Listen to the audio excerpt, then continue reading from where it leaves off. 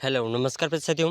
देखिए इस क्लास में हम दिल्ली पुलिस कांस्टेबल का जो आज का एग्ज़ाम हुआ था 30 नवंबर का, उसके फर्स्ट शिफ्ट में जो क्वेश्चन पूछे गए हैं हम उन प्रश्नों का एनालिसिस कर रहे हैं। और दोस्तों, आने वाले एग्ज़ाम दिल्ली पुलिस कांस्टेबल का जिसके भी अभी आने वाले दिनों में शिफ्ट बाकी हैं, जिनका पेपर बाकी हैं, उनके लिए प्रश्न बहुत ही महत्वपूर्ण साबित होंगे। ठीक है, तो एक भी प्रश्न मिस मत करिएगा। तो दोस्तों, आज का जो 30 नवंबर का फर्स्ट शिफ्ट हुआ था, उसमें कुछ महत्वपूर्ण प्रश्न पूछे गए हैं। और अब तक दिल्ली पुलिस कांस्टेबल के जितने भी पेपर हो चुके हैं, उसमें पूछे गए प्रश्नों में से अधिकांश प्रश्न देखने को मिल रहे हैं। तो आप भी आने वाले दिनों में आपका अगर एग्ज़ाम है, तो उसके लिए आप इन प्रश्नों को ज़रूर देखिएगा। तो देखिए क्वेश्चन नंबर इस तरह से था। आज का क्वेश्चन नंबर 1 था कि आर्टिकल 39 क्या है? ठीक है, यानी कि अनुच्छेद 39 से संबंधित प्रश्न पूछा गया था। तो दोस्तों, इससे जो प्रश्न बनते हैं, प्रश्न इस प्रकार बन रहे हैं। आर्टिकल 39 में जो है, बालकों को स्वतंत्र और गरिमामय वातावरण में स्वस्थ विकास के अवसर और सुविधाएं दी जाएं और बालकों और अल्पवयस्क व्यक्तियों की शोषण से तथा नैतिक और आर्थिक परित्याग से रक्षा की जाए। यह आर्टिकल 39 के अंतर्गत आता है। ठीक है, एक बार पुनः देख लीजिए। आर्टिकल 39 के अंतर्गत आता है, बालकों को स्वतंत्र और गरिमामय वातावरण में स्वस्थ विकास के अवसर और सुविधाएं दी जाएं और बालकों को अल्पवयस्क व्यक्तियों की शोषण से तथा नैतिक और आर्थिक परित्याग से रक्षा की जाए। यह 39 अंतर्गत आता है। ठीक है, अगला प्रश्न था कि पोपीर नृत्य किस राज्य का है? ठीक है, यह प्रश्न पूछा गया था कि पोपीर नृत्य कौन से राज्य का है? तो दोस्तों, पोपीर नृत्य जो है, यह अरुणाचल प्रदेश का एक नृत्य है। कौन सा प्रदेश? अरुणाचल प्रदेश। ठीक है, इसे आप ज़रूर याद रखिएगा। और दोस्तों, अरुणाचल प्रदेश में जो पोपीर नृत्य है, यह गालो जनजाति द्वारा नृत्य किया जाता है। यानी कि जो एक जनजाति है गालो जनजाति, उसके द्वारा किया जाता है। अगर प्रश्न पूछा जाए कि गालो जनजाति द्वारा कौन सा नृत्य किया जाता है, ये नृत्य हो जाएगा पोपीर नृत्यम। ठीक है, तो आप इसे विशेष रूप से याद रखिएगा। तो देखिए अगला प्रश्न है क्वेश्चन नंबर 3। इस तरह से पूछा गया था कि धार्मिक शिक्षा की स्वतंत्रता पर प्रतिबंध किस अनुच्छेद में है? तो दोस्तों, धार्मिक शिक्षा की स्वतंत्रता पर प्रतिबंध जो है, यह कौन से अनुच्छेद में है, यह पूछा गया है। तो दोस्तों, यह अनुच्छेद है 26। इसके अंतर्गत जिस पर प्रतिबंध है धार्मिक शिक्षा के ऊपर, यह प्रतिबंध लोक व्यवस्था के ऊपर है, निर्मोण के ऊपर है, स्वास्थ्य के ऊपर है। ठीक है, इन तीनों के ऊपर यह प्रतिबंध है। और दोस्तों, देखिए इसमें से जो अनुच्छेद 36 में अनुच्छेद 26 में क्या लिखा है, ये देख लीजिए सबसे पहले। ठीक है, तो देखिए इसमें जो है, धार्मिक मामलों को प्रबंधित करने की स्वतंत्रता, सार्वजनिक आदेश, नैतिकता और स्वास्थ्य के अधीन प्रत्येक धार्मिक संप्रदाय या उसके किसी भी वर्ग को यह अधिकार होगा।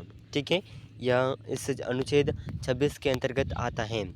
ठीक है, तो देखिए अगर इससे संबंधित और भी प्रश्न पूछे जाएं कि धार्मिक और धर्मार्थ उद्देश्यों के लिए संस्थानों की स्थापना और रखरखाव करना, यह भी अनुच्छेद 26 के अंतर्गत आता है। ठीक है, और एक और प्रश्न बन रहा है कि धर्म के मामलों में अपने मामलों का प्रबंधन करना, चल और अंचल संपत्ति का स्वामित्व और अधिग्रहण करना, ये कुछ ऑप्शन है। इसमें से जो सही ऑप्शन है, ये सही ऑप्शन हो जाएगा अपना विकल्प 4। ठीक है, अनुच्छेद 4 यानी कि कानून के अनुसार संपत्ति का प्रशासन करना।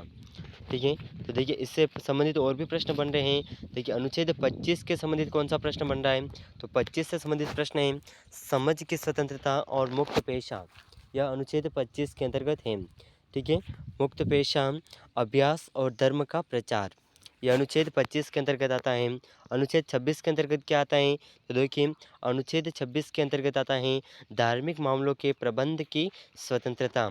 ठीक है, और अनुच्छेद 27 के अंतर्गत पूछा जाए कि अनुच्छेद 27 के अंतर्गत क्या आता है? तो दोस्तों, इसके अंतर किसी विशेष धर्म के संप्रवर्तक के लिए करों का भुगतान करने की स्वतंत्रता इस अनुच्छेद 27 के अंतर्गत है। ठीक है, और अनुच्छेद 28 के संबंधित प्रश्न पूछे जाएं तो देखिए धार्मिक शिक्षा में भाग लेने की स्वतंत्रता अनुच्छेद 28 के अंतर्गत है। ठीक है, आप ज़रूर याद रखिएगा। तो देखिए और अगर आपसे प्रश्न पूछे जाए कि अनुच्छेद 29 में क्या है, तो दोस्तों अनुच्छेद 29 इसके बारे में पहले भी प्रश्न पूछा गया है और आपको आने वाले एग्ज़ाम के लिए भी प्रश्न पूछा जा सकता है, तो इसे आप ज़रूर याद रखिएगा विशेष रूप से। ठीक है, तो देखिए अनुच्छेद 29 के अंतर्गत जो है ये आता है कि अल्पसंख्यकों के हित का संरक्षण अनुच्छेद 29 के अंतर्गत आता है। और अनुच्छेद 30 के अंतर्गत क्या आता है, तो देखिए अनुच्छेद 30 के अंतर्गत आता है कि शैक्षिक संस्थानों की स्थापना और प्रशासन के लिए अल्पसंख्यकों का अधिकार, यह अनुच्छेद 30 के अंतर्गत आता है। और देखिए अनुच्छेद 32 के अंदर मौलिक अधिकारों के प्रवर्तन के लिए उपाय, यह अनुच्छेद 32 के अंतर्गत आता है। ठीक है, तो देखिए अगला प्रश्न था क्वेश्चन नंबर 4, इस तरह से पूछा गया था कि भजन सोपारी का संबंध कौन से वाद्य यंत्र से है।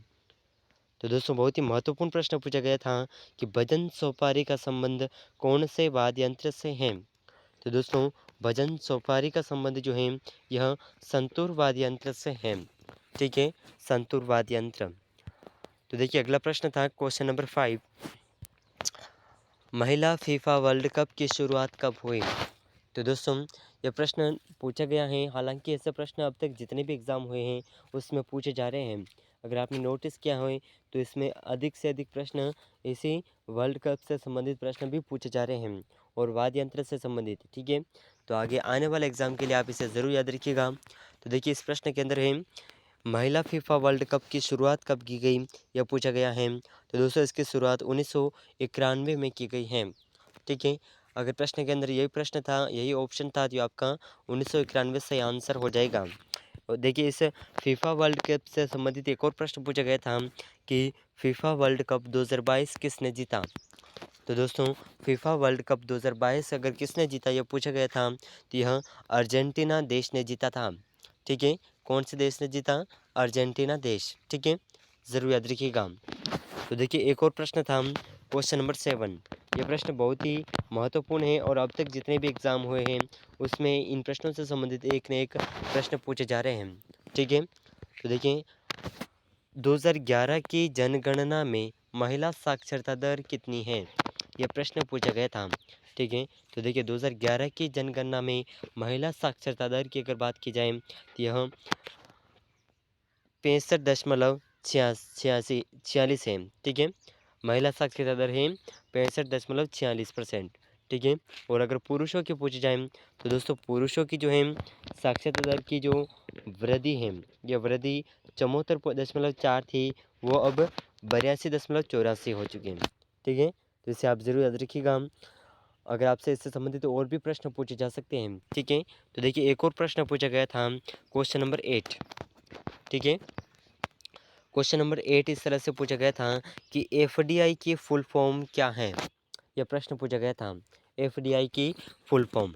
ठीक है, तो देखिए अगर एफडीआई की फुल फॉर्म आपसे पूछी गई तो इसका जो इंग्लिश में फुल फॉर्म है यह है फॉरेन डायरेक्ट इन्वेस्टमेंट।